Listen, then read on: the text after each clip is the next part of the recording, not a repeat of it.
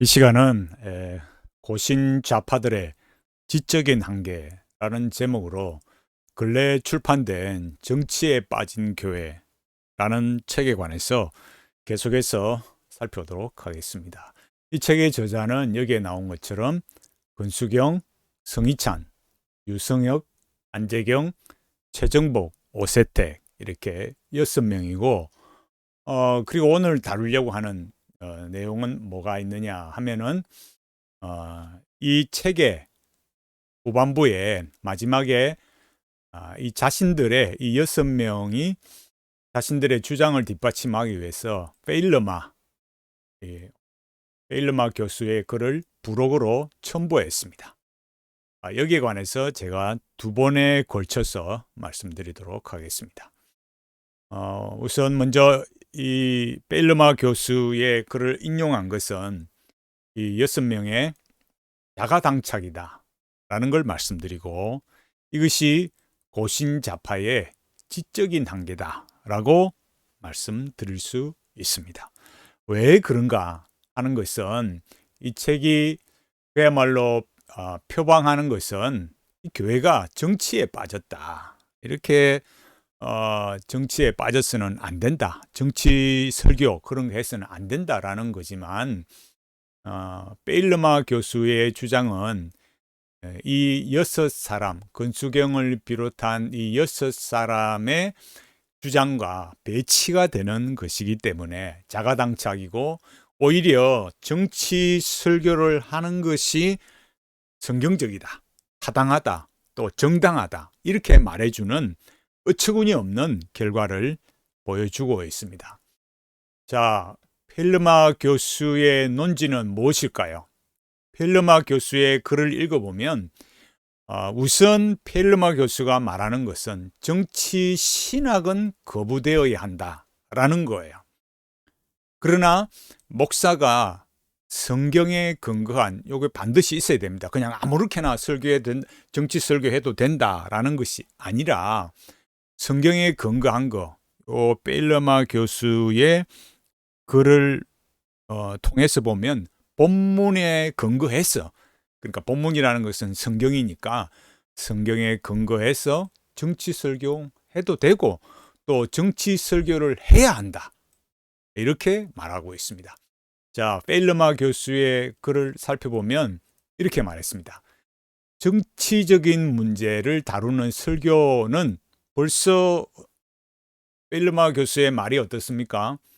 정치적인 설교해야 된다고 말하고 시작을 하잖아요. 그럼 이어서 뭐라고 말합니까? 예수의 주되심, 하나님의 나라의 선포라는 틀 안에서만 행해질 수 있다라는 거예요.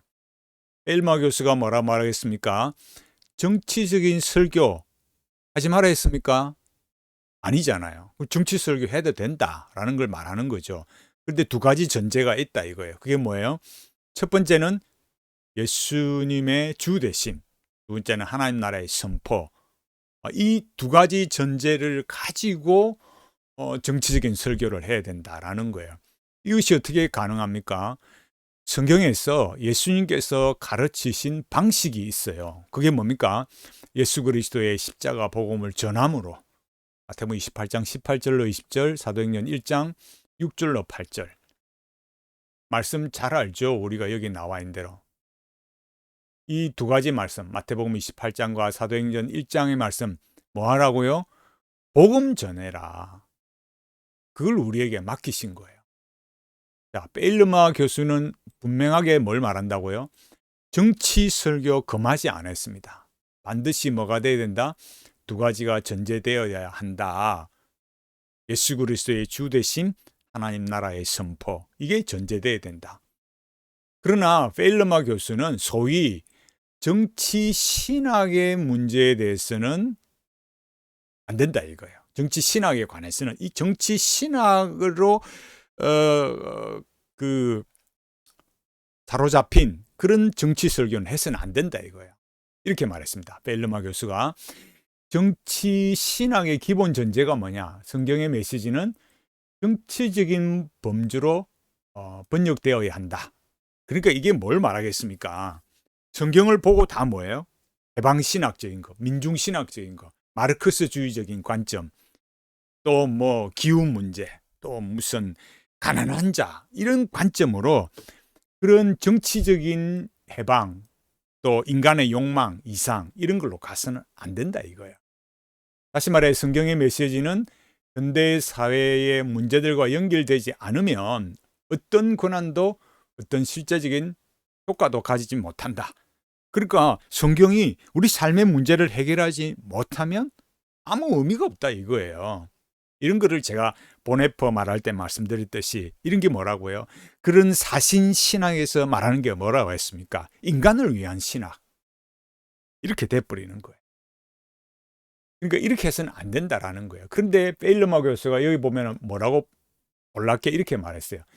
마르크스주의에 의해서 형성된 인간과 사회의 관계에 대한 특정한 입장을 내포하고 있다. 그러니까 정치 신학이라는 것이 뭘 내포하고 있느냐? 결국은 뭐다? 마르크스주의. 그 막시즘이 바라보는 인간, 막시즘이 바라보는 사회의 관계, 사회 문제, 이렇게 돼 있다라는 거예요. 그러니까 이런 입장에 진리가 강조하듯이 정치 신학에서는 정치적 결과를 복음과 분리해서 취급할 수 없다. 이렇게 보는 거예요. 그래서 정치적인 해석으로 이렇게 방향이 결정되는 거죠. 자, 여기까지 이 말을 해놓고 베일러머가 다시 말해요. 이 새로운 해석, 이게 뭐예요? 정치적 신학의 입장으로 해석하는 거. 그게 뭡니까? 마르크스주의적 입장, 인간과 사회의 변화, 인간 존재 자체의 변화. 이거를 마르크스주의적인 관점, 사회주의, 공산주의 관점으로 이렇게 정치적 설교하는 거는 뭐예요? 안 된다. 이런 정치적 해석하는 거. 복음을 뭘로 봐요? 마르크스주의의 문법에 따라 완전히 재해석하고 있다. 그러니까 이런 건 뭐예요? 삶에서 실천되지 않는 설교는 힘이 없다. 그리고 개혁주의를 하면서도 교리 가르치면서 뭐라고 말해요? 이런 사람들이 교리는 삶이다. 교리는 프락시스다. 이렇게 가르친다니까요. 제가 좀 이따 말씀드리겠습니다. 그러니까 예배의 효과라는 게 뭐냐? 현실적인 실천 가능성이 존재해야 된다. 그게 막시즘의 이 마르크스주의에 의해서 말하는 건 뭔데요? 플로레타리아 해방. 이걸 말하는 거잖아요. 우리가 잘 보면 어떻습니까? 베일러마 교수가 뭐예요? 결국 정치 신학이라는 건 마르크스주의야. 막시즘, 공산주의, 사회주의야. 거기에 기반한 것이다. 오타가 났네요. 마르크스주의 입장이 뭐예요? 인간과 사회의 변화, 인간 존재 자체의 변화가 어떻게 일어나느냐 하면 오직 실천을 통해서, 누구 실천? 프로레타리아의 혁명을 통해서 이걸 프락시스라 한단 말이에요. 성경은요? 성경은 뭐라 인간의 변화가 어떻게 돼요? 제가 계속 말했잖아요. 멘탈리티의 핵심 키워드, 신성한 내면화의 구상과 의미와 통일성 도약. 구원론은 인간론이다. 기독교의 구원론은 뭔데요? 중생론이다. 이 사람들이 말하는 이 마르크스주의뿐만 아니라 세상의 모든 정치, 경제, 사회, 문화, 모든 철학과 종교의 영성에 그 사람들이 뭘 말해요? 수양론. 이 마르크스주의가 말하는 인간과 사회의 변화가 결국 뭘 말해요? 계량주의. 계량주의로 사람을 속인단 말이에요. 자꾸 좋아지고 있다, 좋아지고 있다, 좋아지고. 왜 이렇게밖에 못 살아요? 말했을 때 우리는 저렇게 이상을 향해 나가고 있는 거야. 지금은 과정이야. 이렇게 사람을 속이는 거예요. 맨날 그러다가 죽는 거예요. 아무 결과 없이. 프락시스가 뭐냐? 자본주의 사회의 모순을 극복하고 사회주의 혁명을 통해 더 나은 사회를 건설하는 것이다. 뭘로요? 프롤레타리아 혁명으로 성취하는 거다 말이에요. 그래서 역사를 통해 보면 뭐예요? 실패했어요. 그래서 사회주의가 끝났을까요? 방식을 바꾸었어요. 뭘로요? 문화 막시즘으로 바뀐 거예요. 문화 막시즘이 뭐예요? 마르크스주의 이론을 문화의 분야, 모든 분야에 적용해서 사회의 그런 사고방식, 가치관을 변화시키는 거. 그런 게 뭐야? 이게 제가 이거는 구글 자료에서 가져온 거야. 서구 사회의 기존의 가치와 제도를 파괴하는 것이다. 이렇게 한 거예요. 그래서 뭐 지금 이 제가 앞선 그 자료에서도 말씀드렸잖아요. 앞에 영상에서 고신의 좌파들에서 말씀드렸잖아요. 그래서 뭐 했어요? 기청아, 기독청년 아카데미, SFC 사건, 제주 강정마을 시위, 공산주의 이런 데 오염이 돼가지고 뭐 했어요? 이런 거 뭐 했어요? 예수교냐, 수령교냐, 공산주의 그런 거를 뭐라 했다고, 이런 걸 뭐라 했다고요? 제2의 회심이다.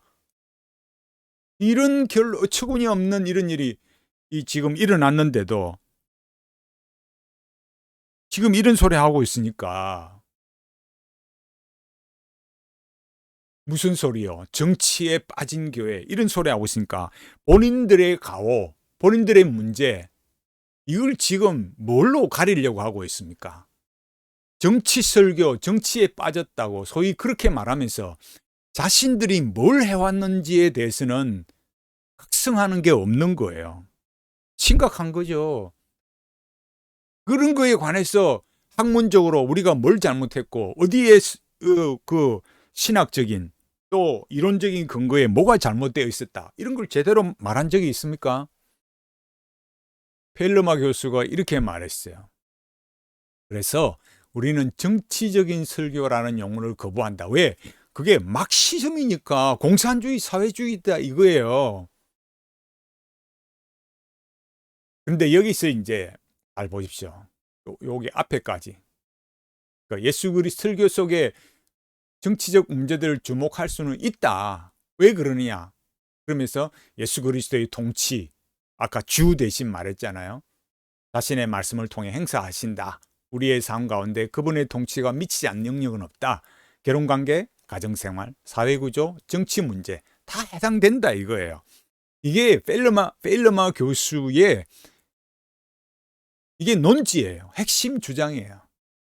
그러니까 펠르마 교수가 뭘 말했다고요? 정치적 설교는 거부했다 이거예요. 왜?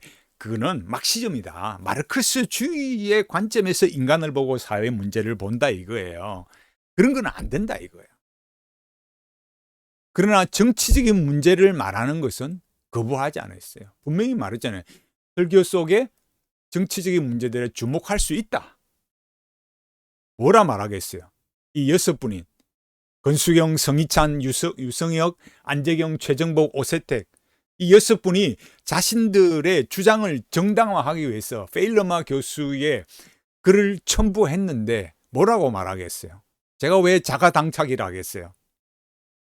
어처구니 없는 거죠. 펠르마 교수의 그러나 문제점은 뭐겠습니까? 이 글의 문제점이 나타나는 거예요. 이런 걸 볼 수 있어야 돼요.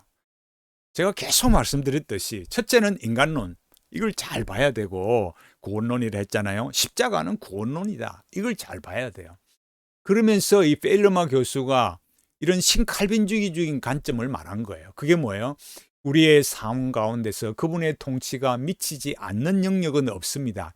이건 뭘 말해요? 아브라함 카이프의 영역 주권 사상을 말하는 거죠. 제가 계속 말씀드렸듯이 카이프의 영역 주권 사상은 로만 카톨릭 신학자요 철학자인 폰 바드가 이 신지학에서 가져온 거예요. 야콥 베메의 사상으로부터 비롯돼서 여기 오타가 있네요. 이렇게 해서 이 신지학에서 가져온 거예요. 성경에 근거한 게 아니란 말이에요. 이런 것들을 제대로 볼 줄 모르니까 이런 책에 반박하는 사람들, 이런 사상에 좌파적 사상에 반박하는 사람들도 똑같이 아브라함 카이프의 사상을 가져오니까 의미가 없는 거야. 펠르마 교수가 또 뭐라 했습니까? 우리의 입장은 다음을 함축한다. 말씀에 충실한 설교 사역은 본문이 정치 문제를 다루고 있을 경우에 그 문제를 회피해서는 안 된다. 아니 이렇게 펠르마 교수가 강력하게 말하고 있는 거예요. 성경에서 정의는 뭐라 그래요? 많은 경우 사회적 차원을 지닌다. 그 사실을 무시해서는 안 된다. 그러면서 뭐래요? 죄는 사회 구조 안에서 구체적으로 형상화되고 구조화될 수 있다. 그래서 뭐 해야 되느냐? 구조 속에 나타난 죄는 설교 속에서 지적되어야 된다. 말씀 사역자는 뭐 하면 안 돼? 회피해서는 안 된다 이거예요. 만약 회피하면 뭐냐? 구원의 사적 축소, 구원의 사유화의 죄를 범하는 것이다. 이렇게 말한 거예요. 여러분 얼마나 놀랍습니까? 아니 이 6분들은 도대체 무슨 생각으로 페일러마 교수의 글을 가져왔을까요? 여기에 정치에 빠진 교회라 했지만은 사실은 뭐예요? 페일러마 교수의 글은 뭘 말해요? 목사가 말씀에 충실한 사람이라면 정치 문제 말해야 된다. 죄를 뭐 해야 돼요? 사회 구조에서 만들어지는 게 있다 이거예요. 이거 잘 보셔야 돼요. 뭐라고 여기 말하는지. 죄가 뭐예요? 사회 구조 안에서 형상화되고 구조되니까 그런 구조 속에 나타난 죄는 설교 속에서 지적해야 된다 이거예요. 그거 안 하면 뭐 하는 거다? 구원을 야 니네들 사적인 영역으로 축소하는 거야. 너 구원을 사유화하는 거야. 이거 너 그 똑같이 또 죄 짓는 거다. 이렇게 말하고 있다니까요. 정신 차리고 잘 봐야 되는 거예요. 그래서 본문이 정치 문제를 다루고 있다면 정치 문제에 뭐 하면 안 돼? 회피해서는 안 돼. 왜 그러냐? 이유가 뭐라 그래요? 죄가 개인의 문제가 많이 아니라는 거예요. 죄는 사회 구조 문제 속에서도 나타난다 이거예요. 정치 설교 해야 돼. 이렇게 말하고 있는 거예요. 페일러마 교수가 다음같이 말했어요. 본문은 정치 사회 문제를 다룰 때, 본문이 그런 다룰 때 그 동기를 제공해야 된다. 그런데 본문과 무관하게 해서는 안 된다 이거예요. 그거는 왜 그래야 되냐? 그거는 순 정치나 사회 행동 구호 프로그램 이런 거 쉽게 말해서 너 정치하는 일에 성경 이용해 먹지 마. 이 말 하는 거잖아요. 그러나 본문이 정치 문제, 사회 문제 여기 위에서 뭐라 했어요? 구조적인 사회 구조의 문제를 말하면은 말해야 돼. 설교해야 돼. 이 얘기하는 거야. 그래서 그렇게 자기가 정치적인 설교할 때 뭐 해야 돼요? 예수 그리스도의 권위를 요구할 자격이 없어요. 자기 말에는. 여기 자기 말에는. 그러나 본문이 정치적인 설교와 사회 죄악에 이런 거 관련되면 뭐예요? 예수 그리스도의 권위를 요구할 수 있는 거예요. 그래서 뭐 해야 되냐? 높은 기준에 하나님의 말씀의 사역자는 반드시 매여 있어야 된다. 그러니까 다르게 말하면 뭐예요? 자신의 말에 주 예수 권위를 요구한 자격이 있습니다. 라고 우리에게 말해주고 있는 거예요. 만약에 정치하는 일에 써먹는 거라면은 권위를 요구하면 안 되는데, 그런데 제가 다운표 똑같이 이렇게 해서 요거는 이렇게 하면 안 되겠습니다. 똑같은 말은 아니니까. 그러나 정치 사회 문제가 이 구조적인 문제 그걸 말한다면, 본문이 그걸 말한다면 설교자가 뭐 해야 돼요? 예수 그리스도의 권위를 요구할 그런 자격이 있다 이거예요. 이거 지금 논지를 잘 보시라니까요. 그러니까 그 권위가 어디서 주어지느냐? 예수 그리스도로부터, 말씀으로부터 주어진다. 그리고 페일러마 교수가 뭐라 말해요? 시민생활과 정보에 관한 교회의 발언이다. 그럴 가능성이 있다. 우리는 그것을 설교라고도 부르고 싶습니다. 언제 일어나야 되느냐? 신앙 고백의 상태와 관련이 있을 때, 그럴 때 교회가 침묵하면 주 예수 그리스도를 부인하는 것이다. 예를 들어서 한 나라가, 정부가, 권력자가 우리의 신앙 고백에 위배되는 어떤 것을 말한다. 그걸 강제적으로 시행한다. 그러면 교회가 침묵하면 예수 그리스도를 부인하는 거다 이거예요. 이런 설교는 동시에 세상과 정부에 대한 고백이다 이거예요. 시민생활에서 특정한 죄가 인식되지 않거나, 이거 잘 보세요. 페일러마 교수가 얼마나 정확하게 말했습니까? 특정 하나님의 계명이 매우 명확하게 소홀히 여겨질 때 이런 설교가 필요하다. 줄 설교를 통해서 많은 사람이 이런 점을 지적하고 있다면 교회는 즉시 발언할 필요가 없을 수도 있다. 이게 지금 뭔 말하고 있습니까? 그러니까 신앙 고백과 관련된 문제는 뭐 하면 안 돼요? 침묵하면 안 돼. 왜? 사람들이 죄를 인식하지 못하거나 소홀히 여기고 있으니까. 그럼 목사는 뭐 해야 되냐? 주일 설교를 통해서 제대로 지적하는 발언을 해야 된다 이거예요. 다만 페일러마 교수는 뭐예요? 정치 설교, 소위 마르크스주의에서 말하는 그런 프락시스는 반대하고 거부했지만은 설교자가 죄에 관한 지적은 해야 한다. 이걸 강력하게 말하는 거예요. 그래서 벨르마 교수가 뭐라고 말해요? 교회는 말씀에 계속되는 작용에서 많은 것을 기대할 수 있다. 교인들이 스스로 이런 것들을 제대로 보지 못하거나 어떤 이유에서든지 사회에서 충분한 목소리를 내지 못할 경우, 제대로 못 본다, 충분한 목소리를 못 낸다, 이럴 때는 뭐예요? 교회는 발언할 의무가 있다. 발언의 한 형태로서 뭐였냐? 저는 다른 사람들이 충분한 관심을 기울이지 않는 억압받는 자들의 권리를 옹호하는 것을 생각합니다. 발언은 주께서 이같이 말씀하시느니라 라는 긴장 아래에 있어야 된다. 그러니까 그리스도의 주 대심, 주님의 말씀의 권위 아래에 있어야 되는 거예요. 그러니까 억압받는 사람들의 권리를 옹호하는 거, 죄에 관한 거, 그런 거에 대해서 뭐라고 말해야 돼요? 말해야 된다 이거예요, 교회가. 그러니까 벨르마 교수는 주의 말씀에 근거해서 분명하게 선포해야 된다. 뭐를요? 신앙 고백에 위배되는 거, 오타가 났습니다. 신앙 고백에 위배되는 거, 죄에 관한 거, 또 억압받는 사람들 말해야지. 왜? 사람들이 그걸 인식하지 못하거나 소홀히 하고 여기 있거나 목소리를 제대로 못 내고 있으면 주일 설교를 통해서 말해야 된다라는 거예요. 그런데 이 여섯분들이 뭐예요? 정치에 빠진 교회 이러면서 자신들의 주장을 정당하게 하기 위해서 이 벨르마 교수의 글을 첨부했어요. 이런 완전 자신들의 주장과 너무나 배치되는 말을 하고 있다고요. 누가요? 벨르마 교수가. 이게 고신자파들의 한계다 이거예요. 황당한 거죠. 이 시간 권수경, 성희찬, 유성혁, 안재경, 최정복, 오세택 이 6분이 말하는 정치에 빠진 교회라는 책에서 말하는 인용한 이 첨부한 벨르마 교수의 글을 첫 번째로 살펴봤습니다. 제목을 고신자파들의 지적인 한계라 했습니다. 지적인 한계가 탁 드러나 버린 거죠. 우리가 이런 것들을 보면 어떻습니까?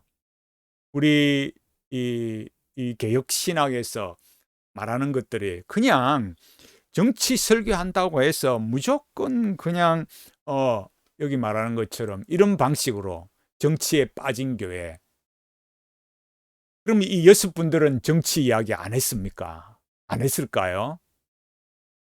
여러분, 우리가 현실을 보고 이 시대 사상의 내용을 보면 우리는 그냥 너무나 확실하게 알 수 있는 거예요. 이 벨르마 글을 통해서도 우리가 알 수 있듯이 분명하게 우리의 신앙 고백, 죄에 대한 인식, 소홀함, 또 억압받는 사람을 위해서 분명히 목사가 성경 본문에 근거해서 주 예수 그리스도의 권위를 요구하면서 그 아래에서 정치 설교할 수 있다. 그걸 벨르마 교수가 말했다라는 거예요. 이런 걸 알고 오늘 여기 이 책에 대해서 제가 또 말씀드린 것 같이 바르게 분별하고 바르게 알아가면서 하나님의 교회에 또 이 시대에 정말 믿음을 지켜가고 이런 좌파들의 논리에 벗어나고 깨어나는 그런 우리의 모습들이 되어야 되겠습니다. 그래서 이 어려운 시대 정말 말씀에 바르게 세워지는 고신교단 또 그런 한국 교회가 되기를 간절히 바라겠습니다. 우리가 하나님 앞에 살아가는 여러 가지 감당해야 될 것들이 많지만 이 어려운 시대에 정말 감당할 게 많지만 말씀에 근거해서 그리고 성경적인 신학, 교리 똑바르게 우리가 배우고 알아가면서 믿음을 잘 지켜가고 하나님의 교회 또 우리에게 맡겨주신 이 복음 전파의 사명, 예수 그리스도의 이 십자가 복음을 전가하는 일에 이 마지막 시대에 정인으로 살아가는 우리 모두가 되기를 간절히 바라겠습니다.